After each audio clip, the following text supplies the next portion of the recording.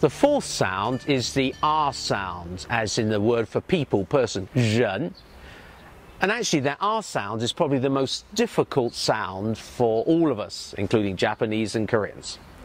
So let's take the word 人. Many Westerners substitute an English R sound, as in ready, and they say 人, 我是美国人. No, what you want to do is you want to push your tongue up closer to the top of the mouth, so the sides, you can feel them touching, and that you should be able to feel the friction. 人, so you want to push your mouth up close to the top with the sides touching, and now try and say it with lots of friction. 人. Try it now.